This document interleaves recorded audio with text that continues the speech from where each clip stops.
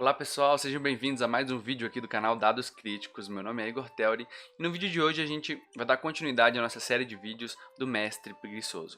Essa série de vídeos é dedicada a ensinar dicas e truques, né, e fazer uma discussão mesmo aqui sobre como a gente pode ter menos preparação na hora do nosso jogo, né, para mestrar. Ensinar você a preparar menos, mas preparar as coisas que são essenciais para o jogo, para trazer diversão para sua mesa, tá bom? Se você quer entender um pouco mais sobre no que se baseia, no que a gente está discutindo, assiste o primeiro vídeo dessa série. Ali nesse vídeo eu dou uma visão geral, vai estar indicado aqui no card, tá bom? Mas hoje a gente vai falar sobre como você pode criar um início forte. Tanto um início forte para sua campanha, né? Mas também para cada sessão de jogo. E a gente vai falar também da importância desse início forte, né? Desse começo forte. Antes da gente começar a entrar na discussão de fato, eu queria pedir a você para conferir se está inscrito aí no canal, né? E se você tiver interesse em mais conteúdo de RPG de mesa, esse tipo de coisa, se inscreve aí para receber, ok? Então vamos lá. Eu criei aqui um roteirinho, né? Para nos guiar nessa discussão de hoje. E o capítulo começa com uma citação, né? Que eu vou ler aqui. Superar esse primeiro obstáculo, passar de apenas um bando de pessoas ao redor de uma mesa para um grupo jogando D&D é, para mim, a coisa mais difícil de se fazer. E essa é uma citação do Matthew Colville. Ele é um cara que ele é escritor, ele é designer, né? Ele também é youtuber, ele faz vários vídeos aí falando e discutindo sobre o que é mestrar, o que é o D&D, né? Falando da teoria do D&D, por exemplo, do RPG. Então esse cara é um cara que entende bastante e ele fala dessa importância de se ter um começo, um início forte, né? E realmente é muito importante, né?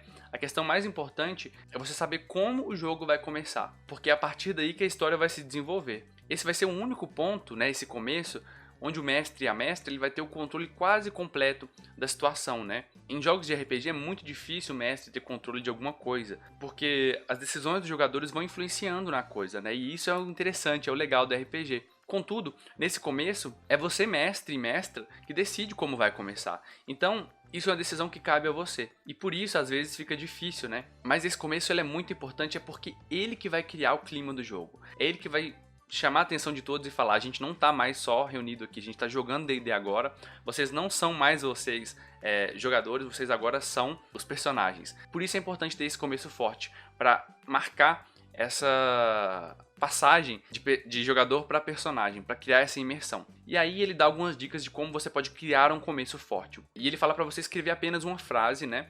E ele diz que ser específico, né? Quando eu falo ele, eu tô falando não do Matthew Colville, mas tô falando do autor do Lazy DM, que é o livro que a gente tá se baseando aqui, né? O Mike Shea.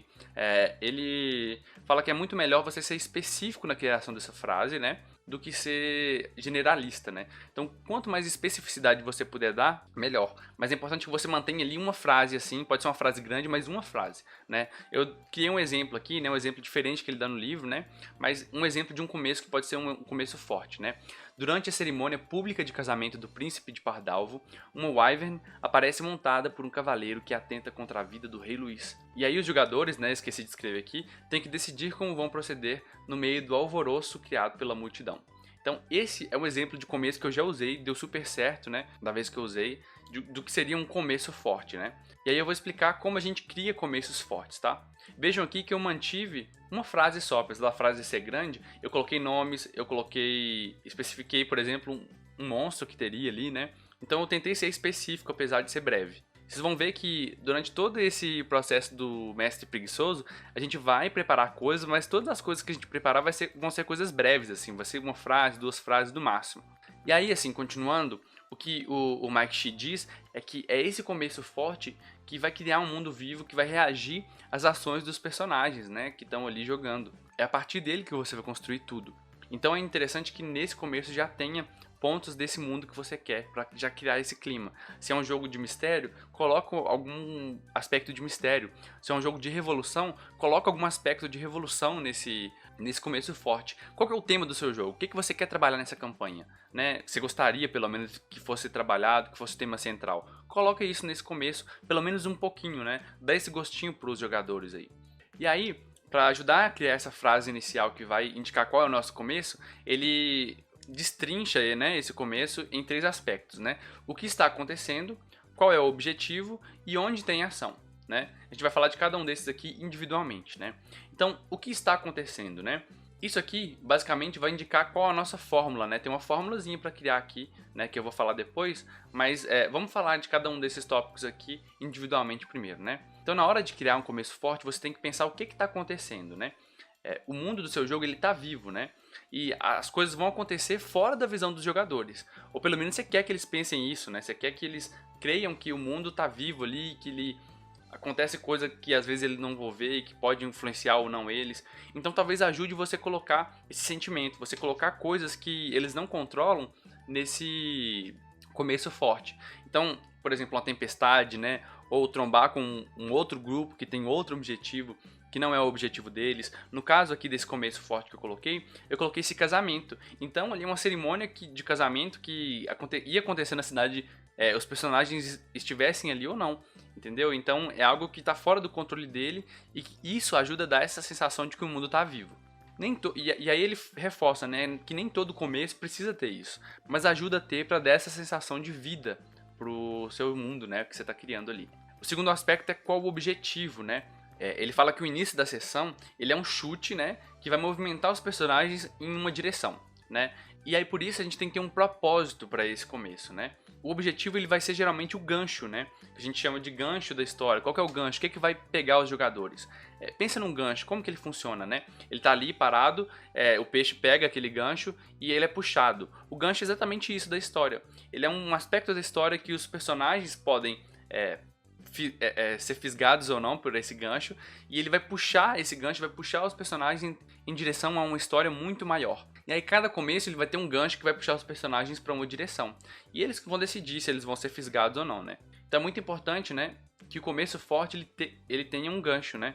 No caso desse começo forte que eu fiz aqui como exemplo, eu nem considero que esse gancho aqui seja um gancho muito bom, né? No caso aqui, vai depender muito das dicas que a gente for dar pra ele, né? Eu podia ter feito um gancho melhor aqui, deixado mais claro, mas no caso, creio que o gancho é eles tentarem pensar por que logo no dia da cerimônia, né? Por que o ataque foi específico a esse rei?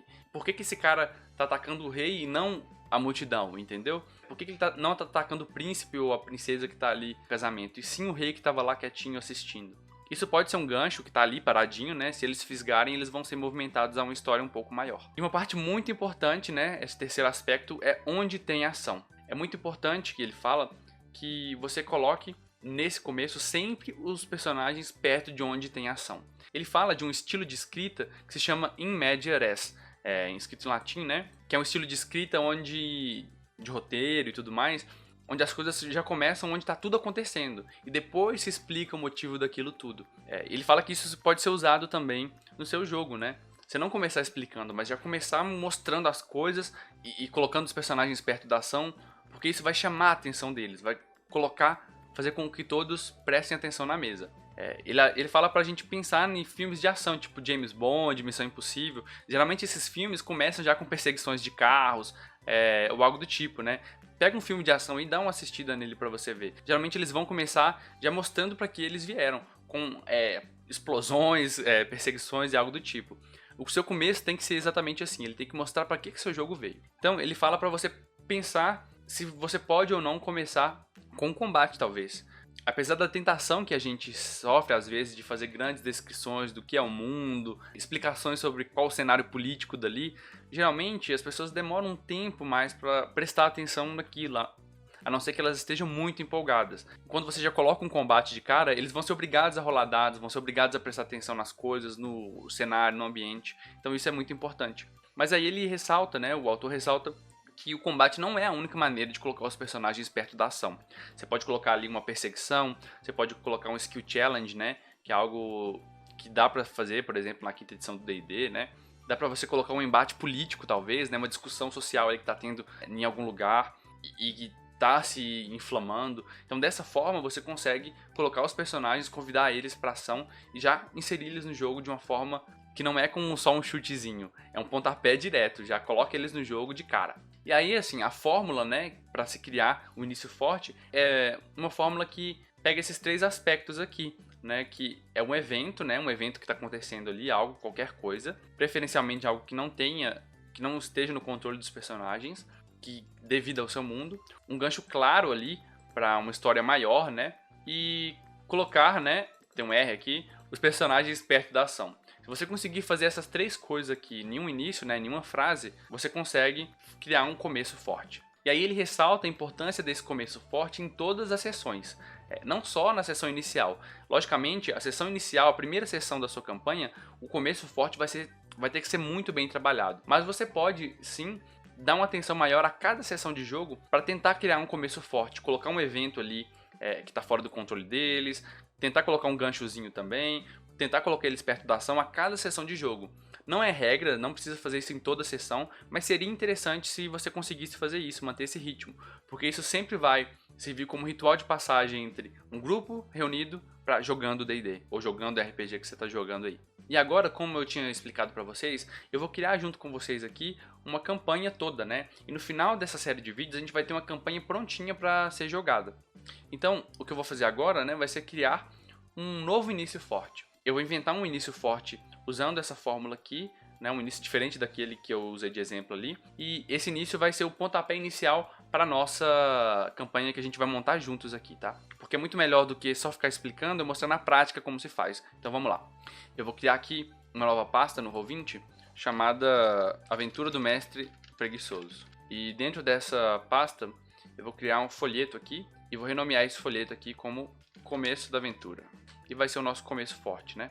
Então eu pensei o seguinte, tá? Os nossos personagens do nosso jogo vão ser um grupo que foi contratado, né, para escoltar um mensageiro, né, para fazer a proteção de um mensageiro de uma cidade até outra, né? Eles só foram pagos ali para proteger essa pessoa. E aí, durante a estrada, né, vou até escrever isso aqui, durante a viagem, uma forte névoa toma conta da estrada. Assim que eles estão quase chegando na cidade de destino dele, né, estão muito próximos da cidade, uma névoa forte começa a tomar conta ali da paisagem, né, dificultando a visão deles, e um grupo de ladrões, aparentemente, pessoas encapuzadas, cerca os aventureiros, o grupo.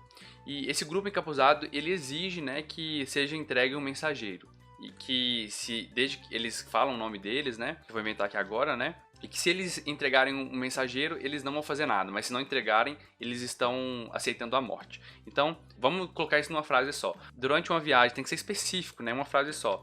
Durante uma viagem de escolta a um mensageiro chamado Satyr, inventei esse nome aqui agora, né, um mensageiro chamado Satyr, o grupo é cercado por um bando encapuzado que se intitula Os Caídos, sei lá, originalidade é ótima, Os Caídos, e que exigem a entrega do mensageiro ou exterminarão o grupo.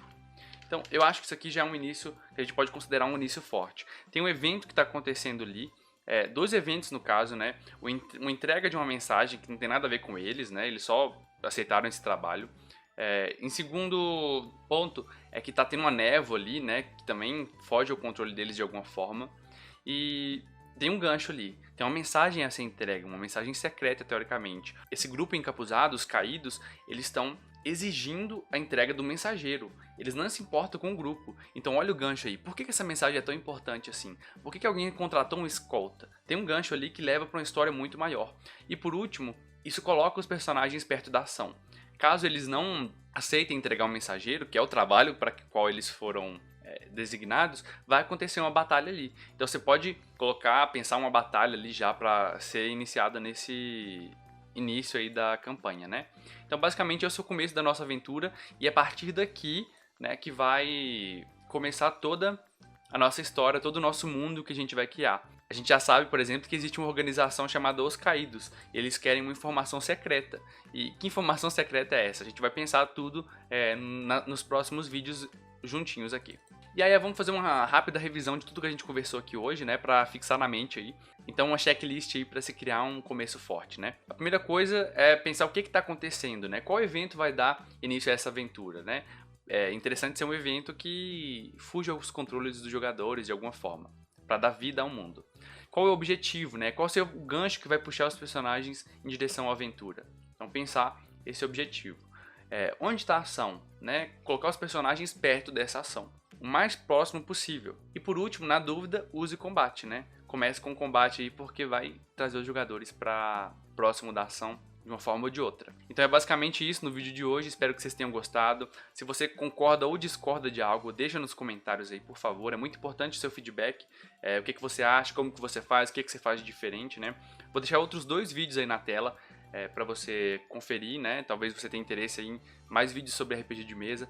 Não deixe de conferir os vídeos anteriores dessa série de vídeos, tá?